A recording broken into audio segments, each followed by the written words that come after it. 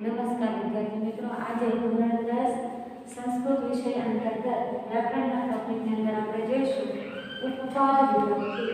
આજે ટોપિક છે એ મિત્રો પેપર સ્ટારની અંદર સેક્શન ડી ની અંદર ખાલી જગ્યા સુધી આપણને પૂછાય છે. એ જે ખાલી જગ્યા છે એની સાથે કૌંસમાં 3 ઓપ્શન આપ્યા હોય છે. એ ઓપ્શનમાંથી આપણે પસંદ કરી ખાલી જગ્યા પૂરવાની હોય છે. એનો એક માર્ક. હવે પહેલા તેમને કહેવાય ઉપપદ વિભક્તિ એટલે શું, એનો અર્થ. બરાબર, તો પહેલા આપણે જોઈ લઈએ છીએ કે ભાઈ આપણે કારક વિભક્તિનો અભ્યાસ કર્યો. કારક વિભક્તિની અંદર જે જુદા જુદા કોષ્ટકો આપણે ભણ્યા હતા કે ભાઈ એના ફળના રૂપો છે, જળના રૂપો છે, રામના રૂપો છે.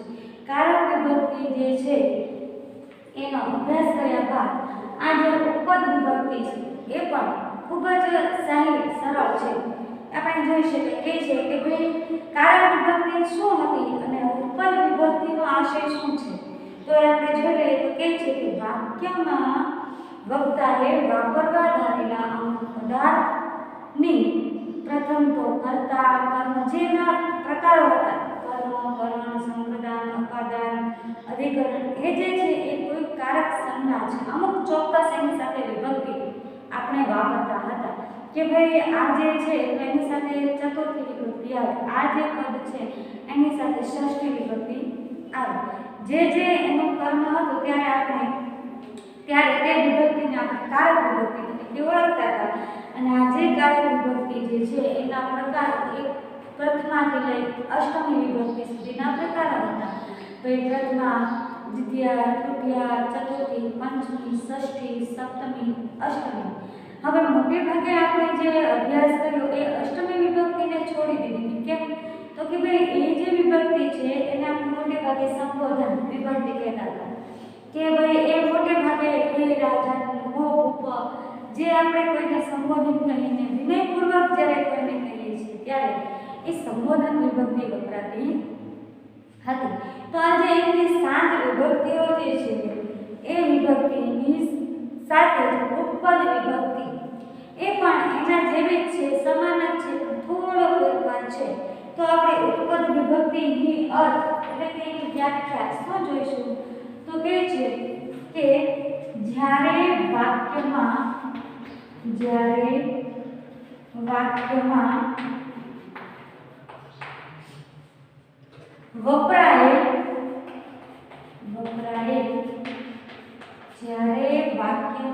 વપરાયેલ નજીકના, જો આ શબ્દ ઉપર મિત્રો ખાસ ધ્યાન, નજીકના પદને કારણે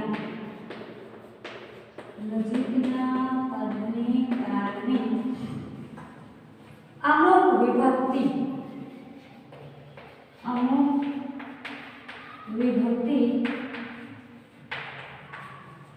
શું કહે છે? વાપરવાની થાય છે.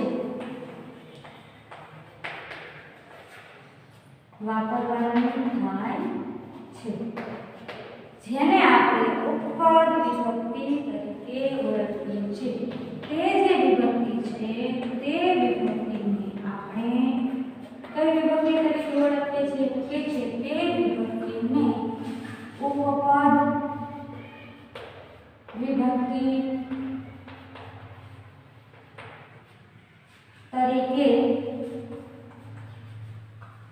તરીકે ઓળખવામાં આવે છે.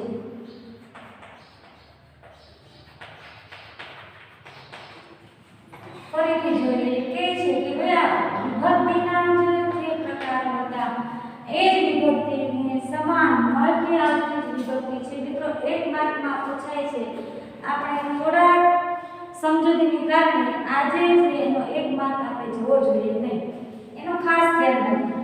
શું કહે છે કે ભાઈ ઉપપદ વિભક્તિ એટલે કે જ્યારે વાક્યમાં વપરાયેલ નજીકના પદને કારણે અમુક વિભક્તિ આપણે વાપરવી પડે છે. તે વિભક્તિને આપણે શું કહીએ છીએ? ઉપપદ વિભક્તિ તરીકે ઓળખીએ છીએ. તો કહે છે કે ભાઈ જો એનું ઉદાહરણ આપણે જોઈએ તો કહે છે આપણે સામાન્ય રીતે લખીએ છીએ ગણેશાય નમઃ. આ એમાં જે આ ગણેશા ચતુર્થી વિભક્તિ જે વપરાણી છે એ ચતુર્થી વિભક્તિ જે છે એ નમ પદને નજીક નમ પદ જે છે એના નજીક પદને કારણે એ ચતુર્થી વિભક્તિ ત્યાં વપરાયેલી છે. આ ચતુર્થી વિભક્તિને આપણે જે પદો મુકાય છે એને ઉપપદ વિભક્તિ તરીકે ઓળખીએ છીએ. ફરીથી ખાસ આની એક વ્યાખ્યા મિત્રો ખાસ તમારે ધ્યાન રાખવાની છે. ખાલી એટલું જ છે કે ભાઈ ઉપપદ વિભક્તિ શું છે. તો વાક્યમાં જ્યારે ખાલી જગ્યા આપણને પૂછાય છે તો એ ખાલી જગ્યાની અંદર અમુક જે એની પછીનું કે પહેલાનું જે પદ છે એની નજીકતાને કારણે આપણે અમુક વિભક્તિ ફરજિયાતપણે વાપરવી પડે છે. એમાં પણ મિત્રો પ્રથમા, દ્વિતીય, તૃતીય, ચતુર્થી, પંચમી, ષષ્ઠી, સપ્તમી, પરંતુ એ કઈ રીતે વિભક્તિ મુકાશે કે એનું જે નજીકતું પણ પદ છે એ પદને લીધે જ્યારે અમુક વિભક્તિઓ પ્રયોજાય છે એ વિભક્તિને આપણે ઉપપદ વિભક્તિ કહીએ છીએ. હવે ખાલી જગ્યા જે પૂછાય છે મિત્રો એની માટેના કેટલાક અવયવો છે. એ વિભક્તિ ઉપપદ વિભક્તિના પ્રયોગો. બરાબર કે ભાઈ ઉપપદ વિભક્તિનો આપણે જો પ્રયોગ શીખવો હોય તો તેના માટે કયા પદમાં કઈ વિભક્તિ થાય છે તેની જાણકારી આપણે મેળવવી જોઈએ. અને આ જાણકારી માટે કેટલાક એના નિયમ પદો છે, અવયવો છે, એનાથી થનારી આ જે વિભક્તિ છે એને આપણે જોઈશું. તો પહેલા તો લઈએ દ્વિતીય વિભક્તિ. નંબર 1 ઉપર આપણે લઈશું દ્વિતીય વિભક્તિ. મિત્રો આમાં જે છે એ પ્રથમા મોટે ભાગે નથી આવતી કારણ કે એ કર્તા વિભક્તિ છે. એ કર્તા એટલે કે એમાં જે વ્યક્તિ કોઈ વસ્તુ કે કોઈ પદાર્થ એ જ કેન્દ્ર સ્થાને હોય છે એના સિવાય ક્યાં કોઈ પ્રયોગ થતો નથી. તો એની માટે શું કીધું છે કે કેટલાક અવયવો પદ છે. એમાં આવશે નંબર 1 ઉપર ગમ. ગમ જે છે ગમ એનું ધાતુ મૂળ રૂપ છે. એનું રૂપ આપણે જ્યારે બનાવીએ છીએ ત્યારે ગચ્છ અને એનો અર્થ થાય છે કે જવું. અહમ ગચ્છતિ, ગમ આ ગચ્છતિ. આ જે વાક્ય આપણે બનાવીએ છીએ તો ગમ જે ધાતુ છે એનો અર્થ જવું એવો થાય છે. તો વાક્યમાં ગતિ જ્યારે જવાની આવવાની ગતિ દર્શાવતું આ પદ છે. શું છે વાક્યમાં આ પદ જે છે એ શું દર્શાવે છે? ગતિ. તો કે છે કે ભાઈ ગતિ દર્શાવતું હોય ત્યારે જે તે સ્થળે જવાનું હોય આપણે. બરાબર. તો કે છે કે જે તે સ્થળે જવા. આપણને ખબર છે કે ભાઈ ગચ્છ એ જે છે ગચ્છતિ એ એનું ક્રિયાપદનું રૂપ છે. એનું મૂળ ધાતુ જે છે એ છે ગમ. એ છે શું દર્શાવે છે? તો ગતિ. કેવી ગતિ? તો કે છે કે ભાઈ જે તે સ્થળે જવાનું હોય તે સ્થળવાચક શબ્દ છે. વાચક શબ્દને કારણે આપણે જે છે એ શબ્દને કારણે એને આપણે દ્વિતીય વિભક્તિમાં મૂકીએ છીએ. વિભક્તિ. બરાબર છે. તો એમાં આપણે ઉદાહરણ જોઈએ છીએ. નંબર 1 ઉપર જોઈએ કે ભાઈ રામ, પછી આપણને ખાલી જગ્યા આપી અને પછી લખ્યું છે ગચ્છતિ. બરાબર. તો પરીક્ષામાં આ જ રીતે આપણને પૂછાય છે કે છે રામ ગચ્છતિ અને પછી ઓપ્શન આપ્યા હોય વનમ, વનાય, વનમ. બરાબર. તો અહીંયા આવશે વન. હવે આ જે છે એ મોટે ભાગે મિત્રો આપણે કારક વિભક્તિનો અભ્યાસ કર્યો ત્યારે મેં તમને ધાતુરૂપો આપણે ફલ, વન, જન જે છે એના રૂપો પહેલા એક ગુજરાતી કોષ્ટક આપણે વિભક્તિનો દોર્યો હતો. એની અંદર મેં તમને આ વિભક્તિના પ્રત્યયો સંસ્કૃતના પણ લખાવેલા છે. બરાબર. કે ભાઈ પ્રથમા વિભક્તિમાં સંસ્કૃતમાં હ પ્રત્યય લાગે છે, દ્વિતીયમાં મ લાગે છે. એવી રીતે આ જે પ્રત્યયો હતા એ પ્રત્યયો અહીંયા આપણને ઉપયોગમાં આવશે. એ કોષ્ટક તમારે લખેલો હશે નોટબુકમાં. એ તમારે એકવાર જોઈ લેવાનું છે. તો કે છે એનું ઉદાહરણ છે કે રામઃ વન ગચ્છતિ. એટલે અહીં જે છે એ ખાલી જગ્યામાં મોટે ભાગે મૂળ દ્વિતીય વિભક્તિમાં મુકાય છે. ગચ્છ જો આ નજીકપણું છે એ નજીકતાને કારણે આપણે છે કે ભાઈ રામ જાય છે, બરાબર, કઈ જગ્યાએ તો કહે છે કે વનમાં. તો એનું રૂપ જે છે એ દ્વિતીય વિભક્તિની અંદર આપણે મૂકવાનું છે. આ એ સિવાયના એના જે પ્રત્યયોની મિત્રો આપણે વાત કરીએ છીએ તો એના પ્રત્યયોની અંદર આવશે પહેલા તો બીજો જે પ્રત્યય છે એની વાત કરીએ તો આવશે પ્ર વત્તા વિશ, એટલે એ જે છે એ મિત્ર મૂળ ધાતુ છે, બરાબર. એનો અર્થ થાય છે પ્રવેશવું. આ પણ જે છે પ્રવેશવું જેવો આપણે જે ગતિ દર્શાવે છે કે છે કે આ ધાતુનો પ્રયોગ જ્યારે આપણે કરવાનો હોય છે એ સ્થળવાચક છે, બરાબર. પ્રવેશવું, હું સુરેન્દ્રનગરમાં પ્રવેશી, હું અમદાવાદમાં પ્રવેશી, હું ધોરણ 10 માં પ્રવેશી, એ સ્થળ દર્શાવે છે. તો કે છે કે ભાઈ સ્થળવાચક શબ્દને કારણે આપણે આને પણ દ્વિતીય વિભક્તિની અંદર મૂકીએ છીએ. એનું જો ઉદાહરણ આપણે જોઈએ તો કે છે કે પરિવ્રાજક, આપણે જે 19મો પાઠ હતો સંન્યાસીમાં, બરાબર, એમાં કે છે પરિવ્રાજક એટલે કે સંન્યાસી ખાલી જગ્યા પ્રવિશતિ, કે ભાઈ પરિવ્રાજક ખાલી જગ્યામાં પ્રવેશ્યો, બરાબર. તો એનો આપણને ઓપ્શન પછી બાજુમાં આપેલો જ હોય છે ઉદ્દાન, ઉદ્દેન, ઉદ્દાન. તો એ દ્વિતીય વિભક્તિમાં જો આ ગ પ્રવેશવું તો એ દ્વિતીય વિભક્તિમાં મુકાય છે. તો અહીંયા ઉદ્દાન, કે ભાઈ પરિવ્રાજક જે છે એ બગીચામાં પ્રવેશે છે. એટલે આને લગતા જે હજી પ્રત્યયો છે એ પ્રત્યયો મિત્રો પહેલા આપણે એકવાર બધા જ લખી લઈએ. તો હવે આજે બે પ્રત્યયો સિવાયનો ત્રીજો છે અધિ વત્તા બસ. એનો અર્થ થાય છે રહેવું, બરાબર. અને આ સ્થાન દર્શાવે છે. અહીં શું દર્શાવે? સ્થળ, કે ભાઈ આ જગ્યાએ હું ગયો, અહીં હું પ્રવેશ્યો. અને આ શું દર્શાવે છે? સ્થાન, કોઈ ચોક્કસ જગ્યા, નિશ્ચિત.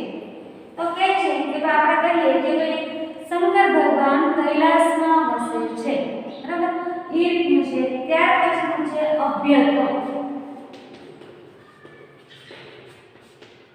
અભ્યુદયનો અર્થ થાય છે બંને બાજુ,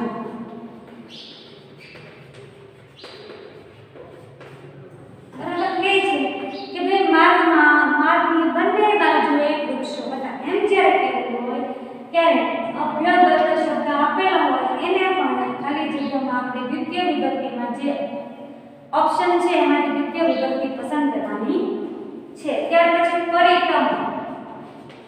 પરિતમ એટલે પણ મિત્રો ચારે બાજુ.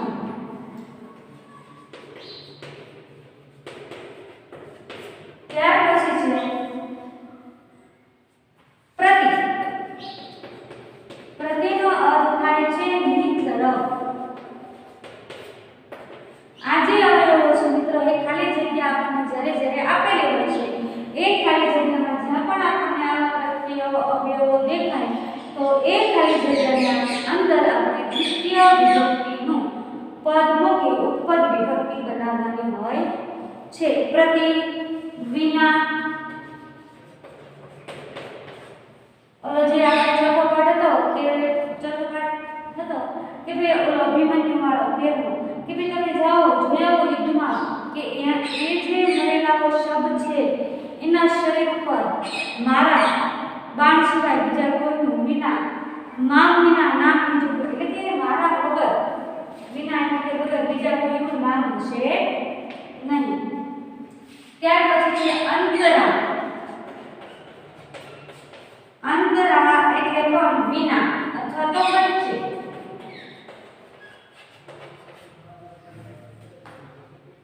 અને ત્યાર પછી છે નિકષા.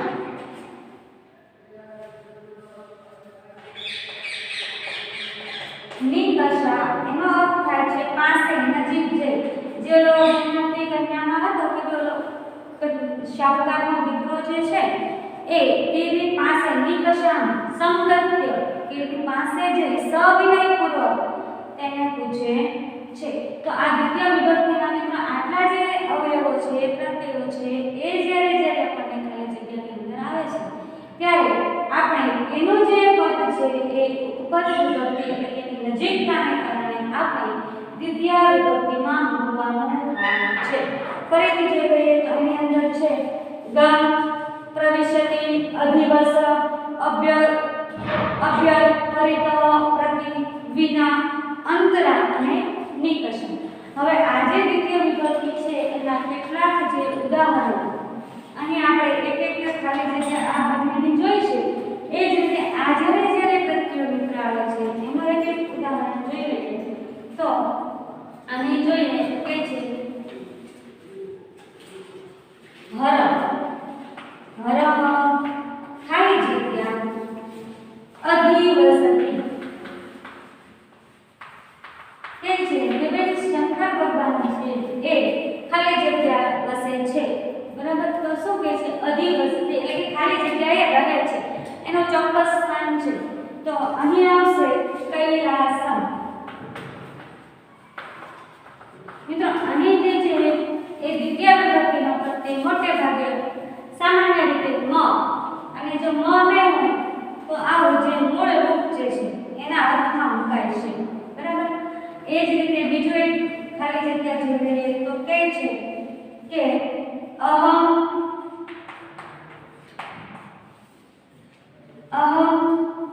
મમ.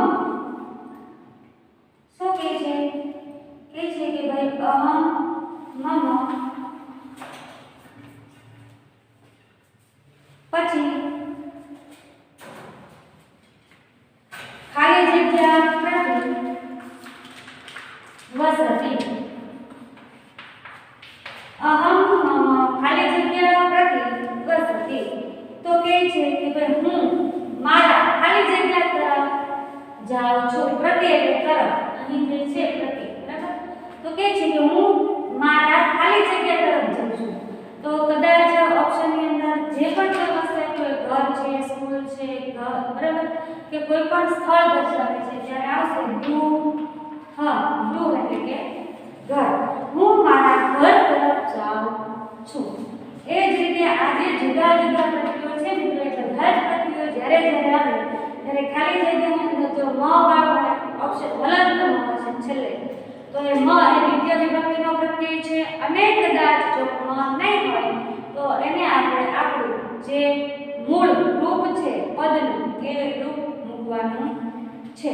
હજી એક બે લાગે તો ઉદાહરણ જોઈ લઈએ. કે છે કે જે આપણે પાંચમો પાઠ હતો શક્તિકુમાર વાળો, ખાલી જગ્યા નિકષા.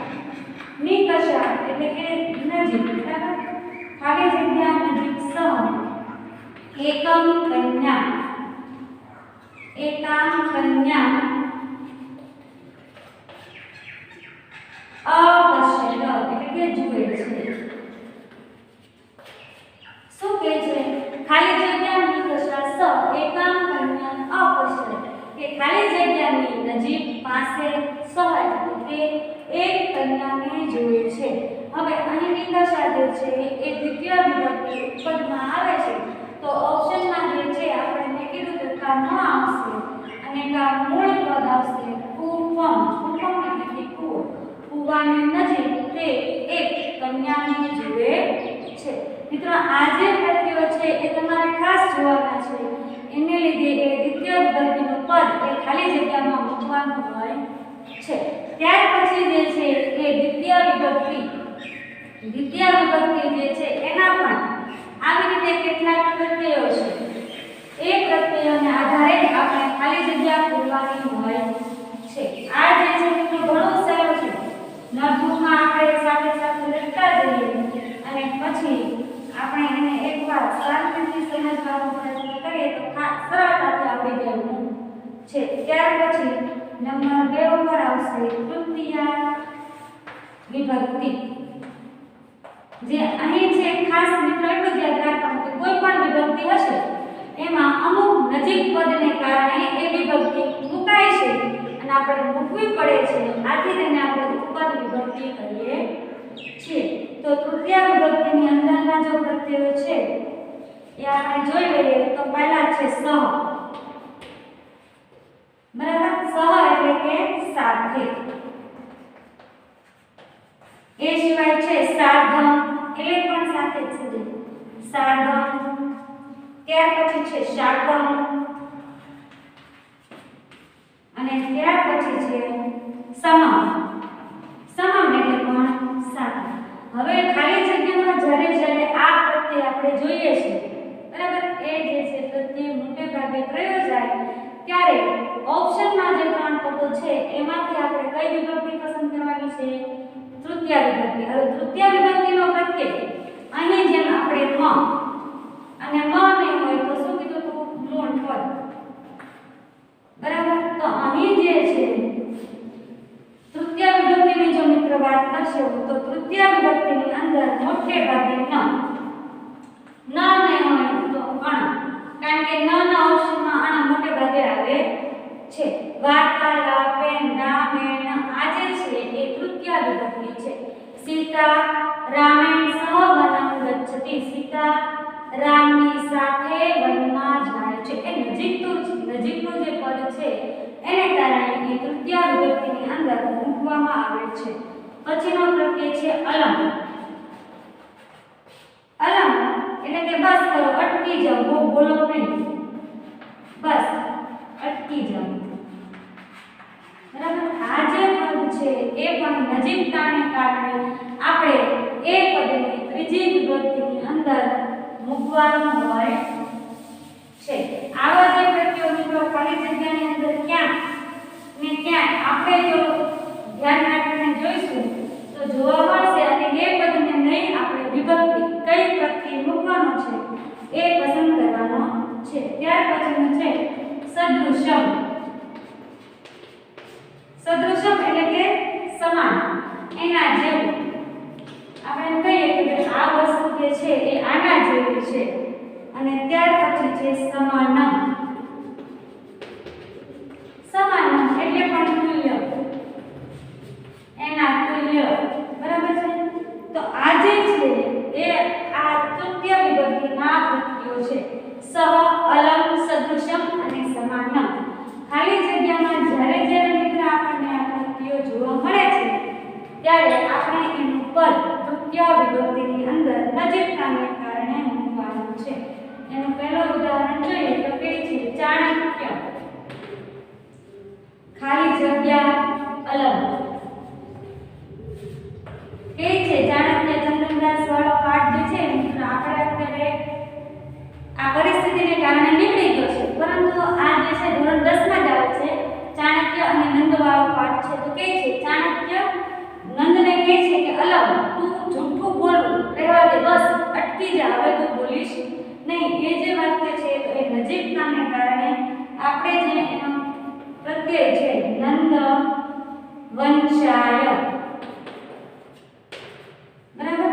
ત્યાર પછી જોઈએ તો કે છે અહીં આપણે એની વાત કરી ય જે છે એ મોટે ભાગે અણ અને ન આ બે આવશે તો નંદ વંશાય.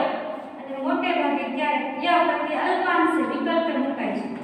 એ મોટે ભાગે આવતો નથી, પરંતુ વિકલ્પે ક્યારેક ય આવે છે. અને એક ઉદાહરણ જોઈએ તો કે છે કે ખાલી જગ્યા તુલ્યમ પવિત્ર તીર્થ સ્થાનમ. કે આના જેવું બીજું કોઈ તીર્થ સ્થાન નાસ્તિ, એટલે કે નથી, આના સમાન બીજું કોઈ એવું પવિત્ર તીર્થ સ્થાન નથી. તો આના નજીકતાને કારણે આપણે અહીં સોમનાથેન. મોટે ભાગે મિત્રો ન નહીં પ્રયો જાય તો ન અને અણ અને વિકલ્પે ય પ્રત્યય મૂકવામાં આવે છે. આ જે પ્રત્યયો છે ચાર સહ, અલમ, સદૃશમ અને સમાન, આ જે પ્રત્યયો છે એ પ્રત્યયો નજીકતાને કારણે આપણે એક ખાલી જગ્યા ત્રીજી વિભક્તિ મૂકવાની છે. મિત્રો આજે આપણે ઉપપદ વિભક્તિની અંદર આ તૃતીય અને તૃતીય વિભક્તિના પ્રત્યયો ઉદાહરણ ખાલી જગ્યા સહિત સમજી ગયા છે. એ સિવાયની ચતુર્થી, પંચમી, ષષ્ઠી વિભક્તિ જે છે એનો આપણે આગળ અભ્યાસ કરીશું.